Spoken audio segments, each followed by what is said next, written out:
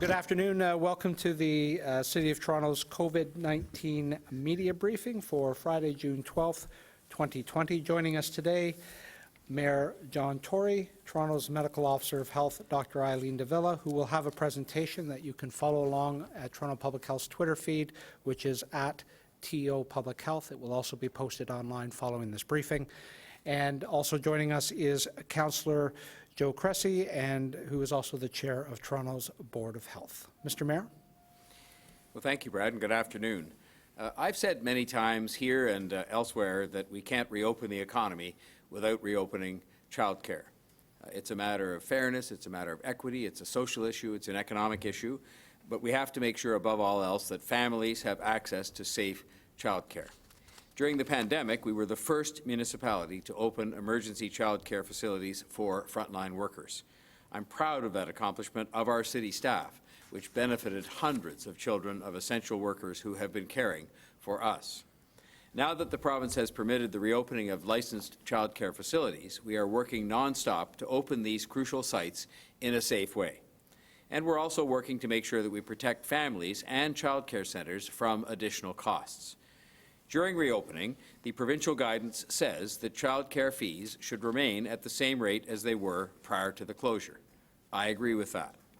Families have faced significant financial hardship over the past few months in a number of different ways, and they shouldn't face increased financial burdens when it comes to their childcare costs. The just-released provincial funding plan assumes that through a combination of federal supports, available provincial and municipal funding, and parent fees, the operating costs of Stage 2 will be fully funded with no undue pressure to operators, families, or to municipal budgets. This is good news for families, good news for childcare operators, and good news for municipalities. And I thank the Premier, Minister Stephen Lecce, and the Government of Ontario for agreeing with these objectives. Working with the province, we have been able to secure several key commitments, including where centres reopen, a proportion of provincial funding, general operating and fee subsidies will resume for children in care.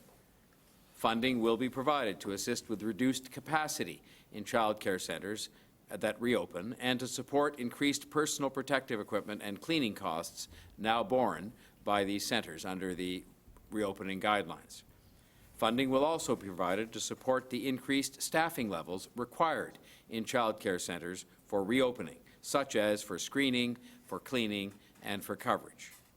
Funding continues to be provided for childcare centres and early-on child and family centres that remain closed during the reopening phase to support eligible fixed overhead costs and early-on virtual programming only. Operators who are not eligible for federal supports, such as municipalities, universities, school boards, and hospitals, will receive the equivalent of the federal supports funded by the Province of Ontario. School boards will continue to not charge rent to childcare or early-on centres located in schools until the schools reopen in September. I know the initial lack of clear information like this from the province on this funding has caused a great deal of anxiety for childcare operators. City officials are contacting operators today as we speak to let them know that the funding guidelines are now available, and we expect no undue pressure for those operators or for families. These commitments allow us to move forward with reopening the childcare centres in a safe way for families who need them as the economy reopens. While I want to see, and we all do, the city's own 47 childcare sites operated across Toronto up and running as soon as possible, I also know, we all do, that they cannot open until we've done everything we can to make sure they are as safe as possible, the highest standard being set by the city for its own childcare sites. The safety of our children is the most important thing. We're working to reopen our city childcare centres as quickly as we can while making sure that they will comply with all of the applicable provincial requirements and public health guidelines established to stop the spread of COVID-19. This has to be done right. Like so many other childcare providers in this city, Toronto Children's Services and its childcare operators will need time to organize and to make sure that the requirements laid out by the province and by public health are implemented prior to the reopening. Many of the guidelines are already in place in our emergency childcare centres. These include limited group sizes, having a COVID-19 response plan if someone connected to the centre is exposed to the virus, screening staff and children prior to entering, enhanced cleaning and sanitation, and the banning of visitors in those centres. Based on what we've learned from opening and operating the emergency childcare, reopening the childcare sector, including City of Toronto early learning and childcare service centres, will need to be gradual to allow operators time to prepare capacity limits on group sizes and to implement health and safety protocols outlined in the guidelines. That is why we anticipate a gradual reopening of city-run childcare centres starting Monday, June 29th. This will also allow for an orderly wrap-up of the emergency childcare centres by June 26th, so that the facilities that will be required to reopen as part of our regular childcare system will be available to us and can be appropriately prepared. City staff will work with families currently using the emergency service to find alternative arrangements for them and for their children. City staff have conducted an assessment of current Toronto early learning and childcare service centres to determine which sites can be reopened with the new guidelines in place. Of the city's own 47 centres, 11 centres will reopen by June 29th. An additional 10 centres will reopen gradually in the month of July. 19 centres would reopen in September, and 7 centres are on hold pending further analysis. We've also received suggestions from the province to help us prioritize childcare spaces, including those for children who were accessing the emergency childcare. Parents who must return to work and cannot work from home and special circumstances will also be considered in this prioritization. The city is also developing a plan for prioritizing families if the demand exceeds the number of spaces available when Toronto early learning and childcare centres reopen. City-run childcare centres will not charge fees to existing childcare families if they do not have access to a space or decide not to accept a space. Reopening childcare facilities is an important milestone in our recovery journey, and it will help parents and guardians as more and more workplaces reopen. While it won't be a risk-free environment, our staff will be doing everything they can to make it safe for children and for childcare staff to return, and have the systems in place to respond should anyone come into contact with COVID-19. The city's phased approach to reopening childcare facilities is the right way to go about this, knowing it does not allow for as immediate relief as some parents might like. It will allow operators the time to make these spaces safe for everyone, the staff, the families, and the children, of course. I will continue to advocate for continued additional support from the provincial and federal governments to expand childcare in our city beyond what we had before the pandemic began. I will also be keeping, as mayor, a continuous eye out, as I have been doing, for the capacity of the system overall to care for children previously within that system. That is because if we lose childcare spaces because centres close or for other reasons, it will make worse a serious social and economic and equity issue that already exists in our city, that existed before the pandemic began. Additional support for childcare was needed before the pandemic, and it will be absolutely critical to ensuring the success of our economy in the next few years. I want to thank the childcare advocates in the community who have stood with us in that fight in the past and who I hope will support us in continuing efforts that we'll be making in this area. Today, I'm pleased to announce that the city is working with farmers market organizers to reopen the 22 farmers markets usually located on city property in a safe way and in compliance with both provincial directions and public health guidelines.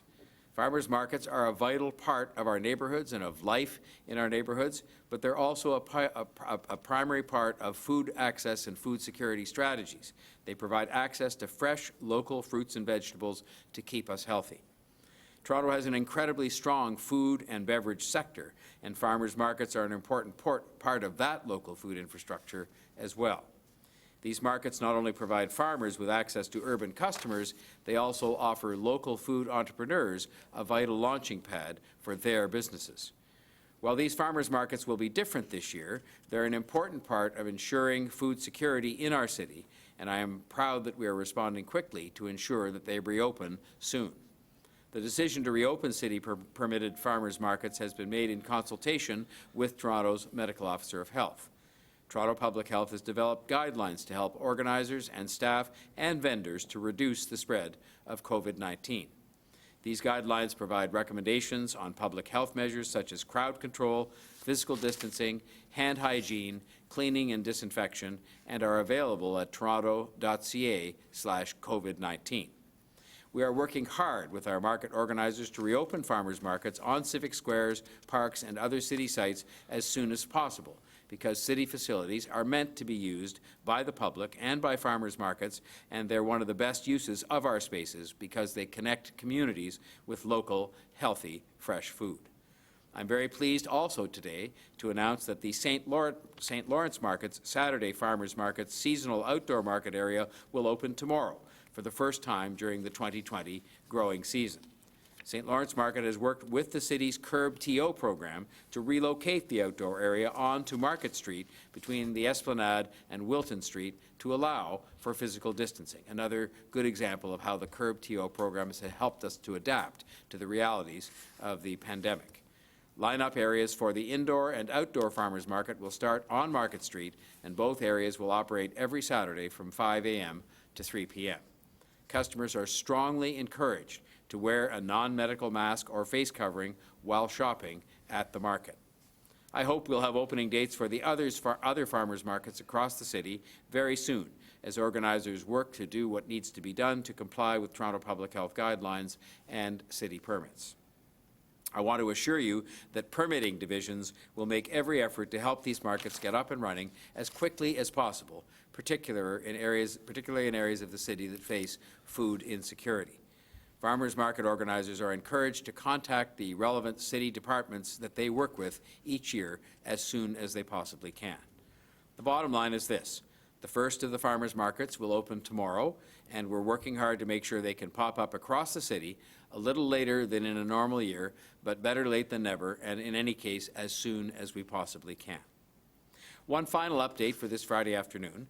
I convened today a meeting, the latest in a series of meetings I've been convening with the GTHA mayors, the mayors from across this Greater Toronto and Hamilton region, to meet with virtually the Provincial Finance Minister Rod Phillips and the Municipal Affairs Minister Steve Clark.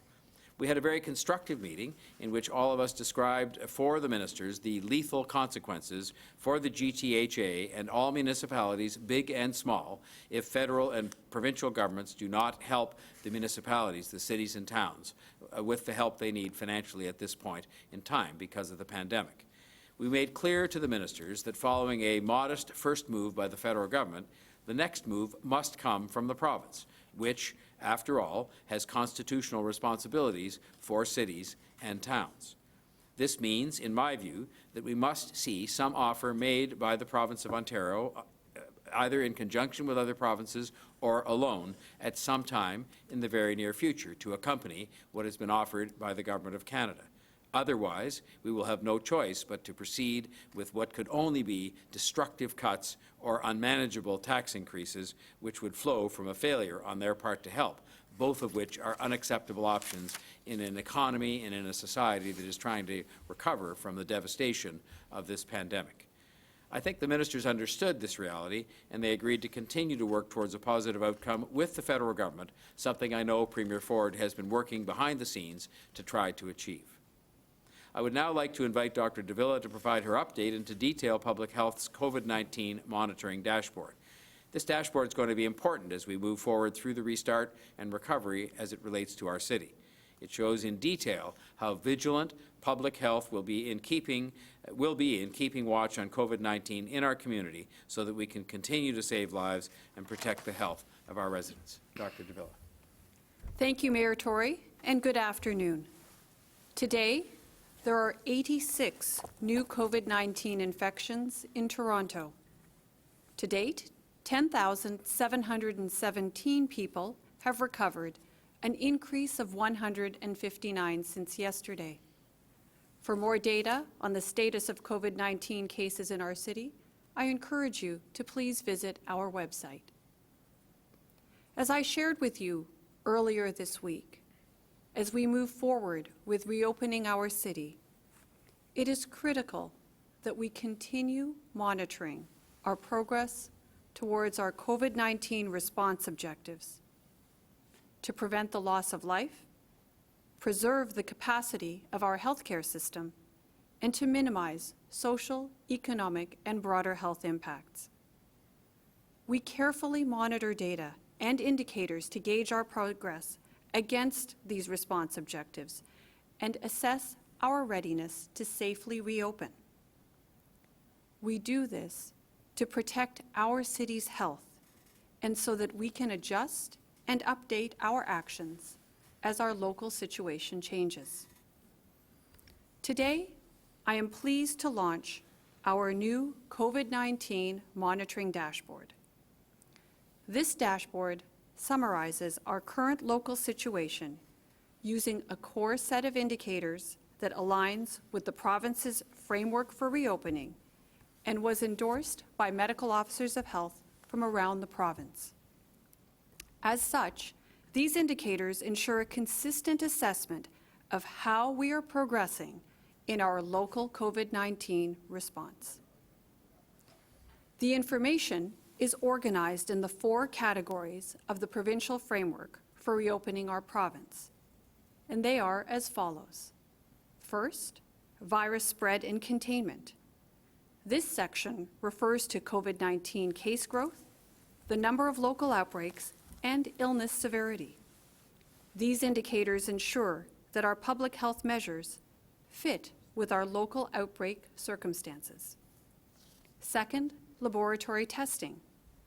While laboratory testing is not under local public health's purview, this section refers to lab testing trends in Toronto, including the time it takes from a swab being collected to when it is reported to us in public health, and the proportion of tests that are positive.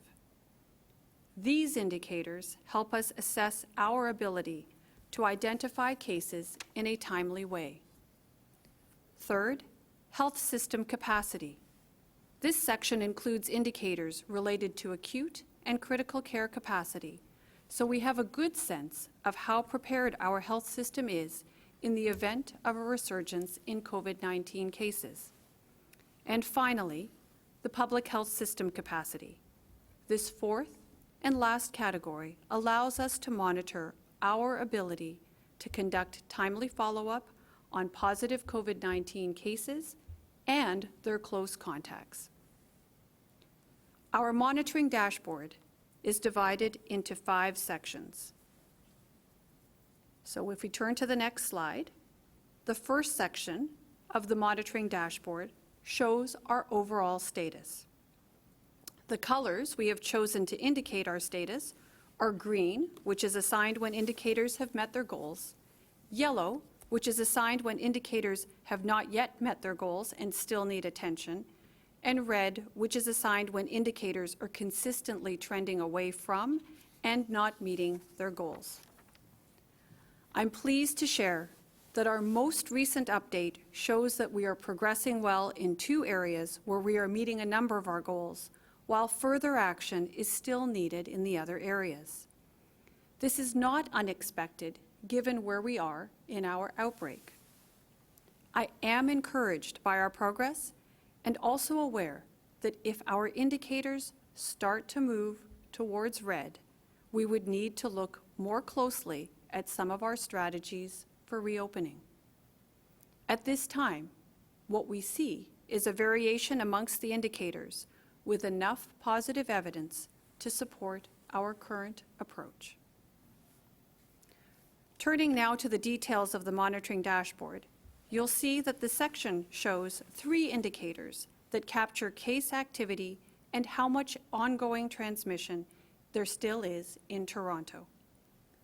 While the indicators here are all going in the right direction and declining, we continue to carefully monitor new case counts for COVID-19. This is why this overall section on virus spread and containment has a yellow status. Our COVID-19 case counts have gone up and down, but have been recently declining. While we continue to detect cases, we have reason to believe this is largely related to increased testing. A more stable indicator that is less influenced by testing is hospitalization. This figure is declining, which confirms that while COVID cases continue to be detected, fewer people are getting really sick from COVID-19. The last indicator here shows the number of outbreaks in institutional and congregate settings, which include long-term care homes and shelter settings with our most vulnerable residents. This is also slowly decreasing as we make progress in these settings. While lab testing summarizes the work of our provincial lab partners, it is a key influencer for how quickly we in local public health can get in touch with people who've tested positive. You can see that this also has a yellow status and requires ongoing attention. This is because we need to see more cases with shorter turnaround processing times. The percent positivity indicator provides a measure of testing capacity and disease activity. Turning now to our health system capacity indicators, we have these indicators, and there is a green status for the health system capacity indicators.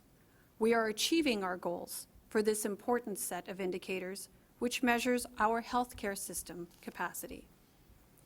And finally, the last section on the dashboard relates to how quickly we are able to connect with our positive COVID-19 cases and their close contacts. As you can see, we have reached the goal of 90% of cases reached within 24 hours for the most current period. However, this is an indicator that we have to monitor closely, given that it is highly impacted by how many lab-confirmed new COVID-19 cases we receive in a given day. I encourage everyone to monitor Toronto's progress by visiting our website to check out the dashboard and other data and information that informs our phased approach to recovery and reopening.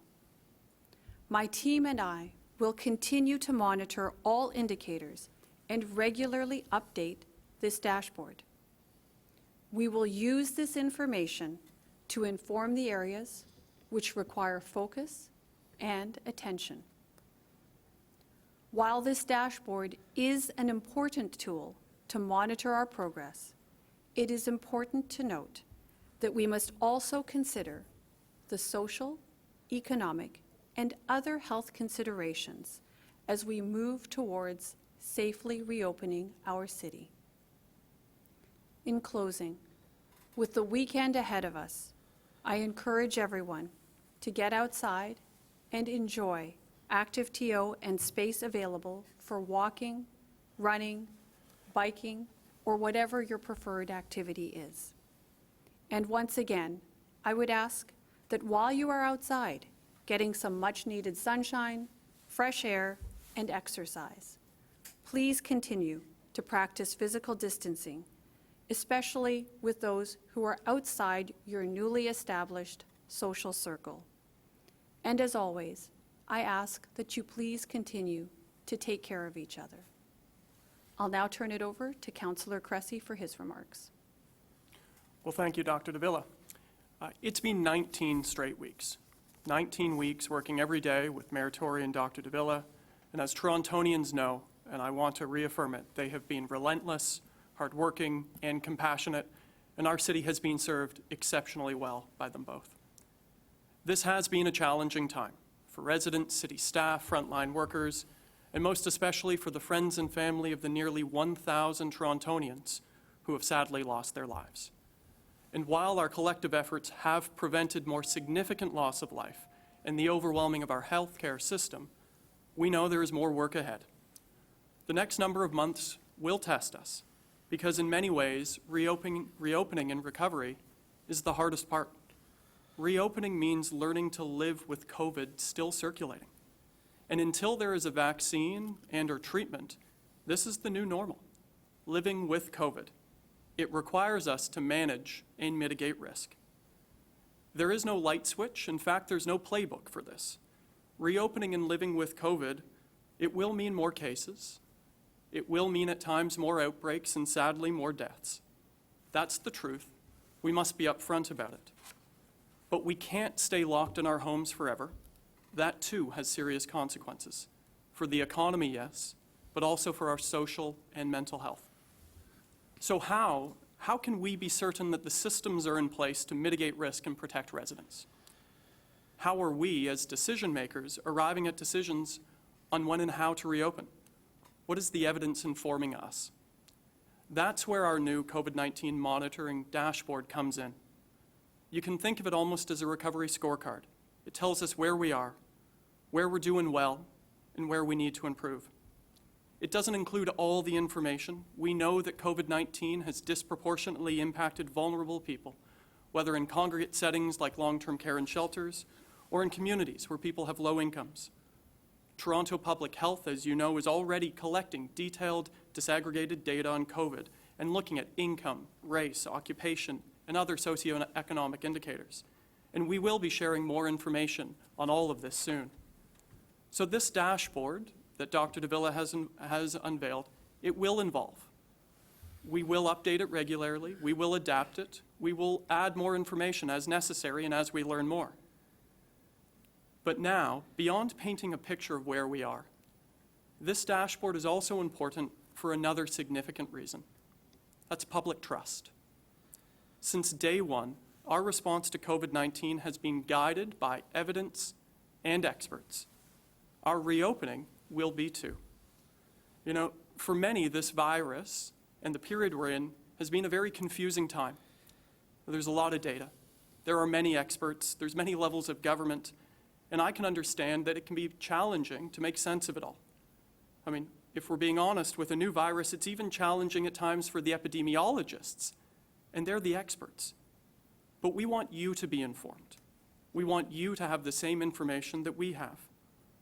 You see, we're asking a lot of Torontonians. We're asking you to keep your distance, to stay home at times. We're asking you to wear masks on the TTC. And at the end of the day, we can't expect you to follow our advice if you don't trust it. We have a lot of terrific medical officers of health in this country. And as another terrific one, in addition to Dr. de Villa, as Dr. Bonnie Henry in British Columbia says, radical transparency. That's what's required. That's what we're committed to. So this is a challenging time, but as a city, we've shown over the last 19 weeks our resolve. We will get through this, and we will come out of this stronger and more resilient than before. And with that, we'll turn it over to Brad Ross to open it up for questions. Thank you. Thank you, Councillor. For reporters on the line, we have staff from Shelter Support and Housing, Marianne Bedard, and the General Manager of Children's Services, Shanley McNamee, has also joined us. First question is to Ashley Legasic from News Talk 1010. Go ahead, Ashley.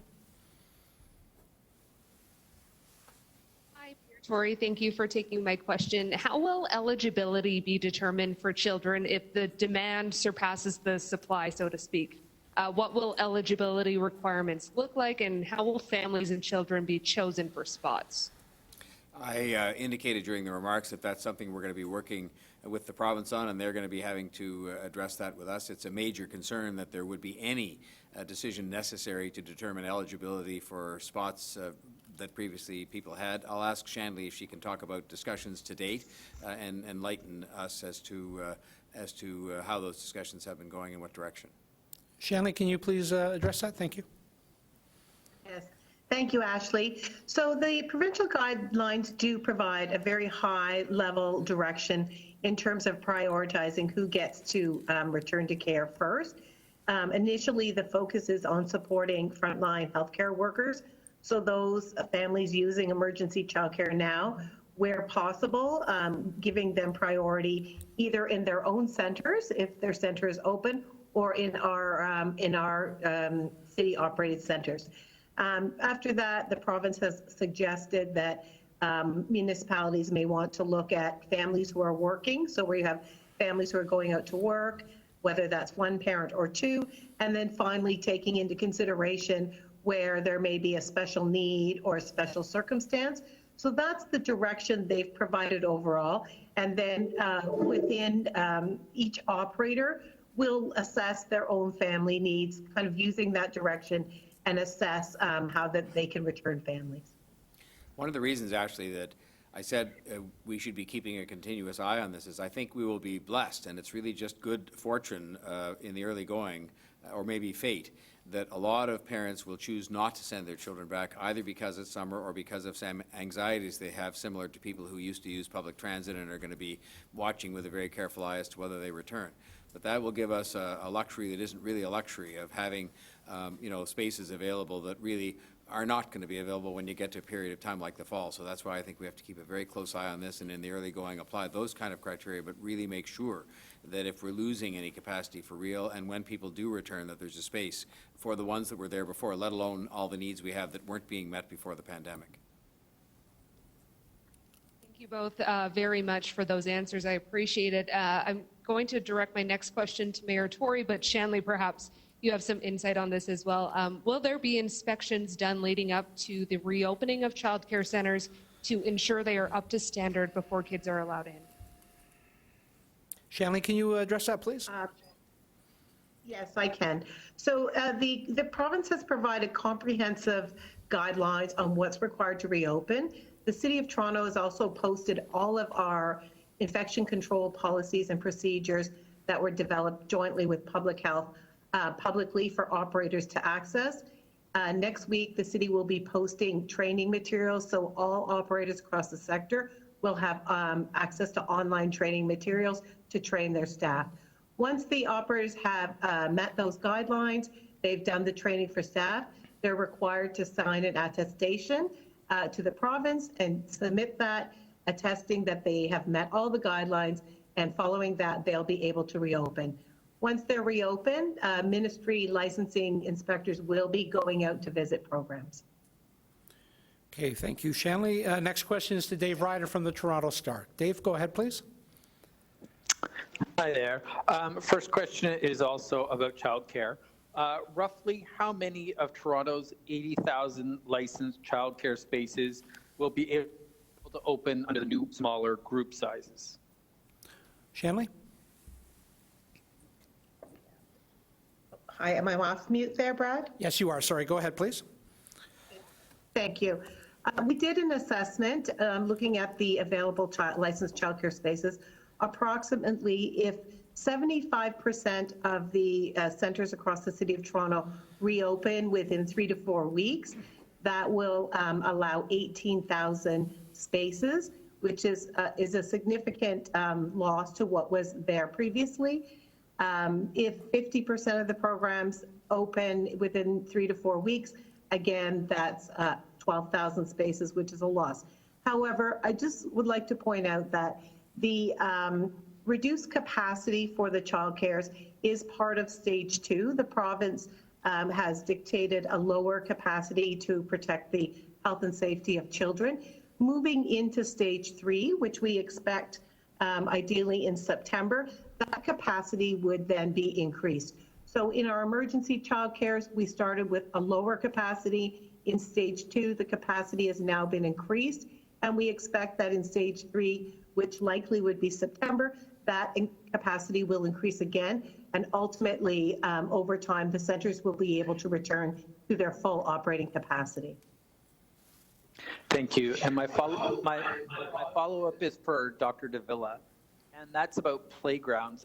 You've said that as we reopen and we're living with COVID, we have to balance the need to keep a lid on the disease, but also take into account the needs of our health in other ways and economic and social happiness, I guess. I'm wondering where you think the science is right now on keeping playgrounds closed. Is it worth the harm to, based on the science and the risk of infection of kids being in playgrounds right now? So, David, right now, as we understand it, the risk of transmission of COVID-19 in outdoor environments is significantly reduced compared to what you would see within an indoor closed space environment. So we certainly have that feature of playgrounds in favor. However, that is something that is under the purview of provincial orders, and I know that it is a subject that is actively discussed, I'm sure, at a number of tables at the province, and I can certainly say that at the public health measures table that the province has convened, where a number of medical officers of health are consulted around, different pieces of the public health measures. That is an active point of conversation, and I'm sure it will continue to be on a go-forward basis. So right now, outdoor spaces tend to be lower risk, and we'll look forward to see what comes from the public health measures table and their ongoing discussions on that issue. Okay, thank you. The final question is to Matt Bingley from Global News. Matt, go ahead, please. Hi, good afternoon. Dr. de Villa, I'm just wondering, when it comes to that dashboard, obviously we're in this yellow/green area. I'm just wondering, if it does change to red, how quickly will that be updated, and how quickly will you pass that information on to public? And also, when you do move to red, does that automatically mean that the city will begin looking at dialing back certain things? So, Matt, that's an excellent question, and as you've just heard, this is a new dashboard. We're still, adapting it, and we will be constantly updating processes around the dashboard. It is meant to be a guide, so not everything has to be green in order to proceed with the next phase. The issue is that for those areas that aren't green, it will depend on which one it is, and it just tells us that there are certain areas that require increased focus or increased attention as we seek to move forward with our COVID-19 response objectives and reopening the city. Okay. And I was speaking with a researcher earlier who said that when it comes to certain areas, numbers are great and tracking data is great, but lived experience is something that really needs to be understood as well, especially with some of the more higher risk areas. And I'm just wondering how much attention is actually being made to going and making sure that you understand exactly what people are going through in some areas that are harder hit.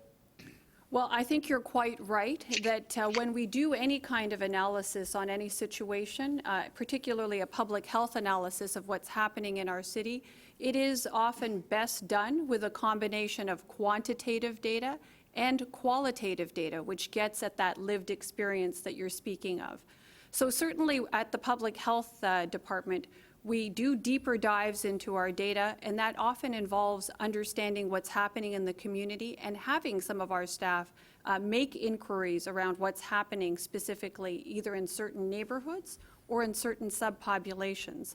As well, at the city, we have many other partners, the community response table, that have engaged in understanding the needs of various communities, neighborhoods, and subpopulations in our city, and that certainly informs our response at Public Health and through other city divisions as well. Okay, everybody, thank you very much. For journalists quoting Ms. McNamee, just to let you know, the correct spelling of her name is S-H-A-N-L-E-Y, last name M-C-N-A-M-E-E. Please have a safe and enjoyable weekend, practice physical distancing, and do wear a face covering when that is not possible. We'll see you on Monday, June 15th at 3:45 p.m. Thank you.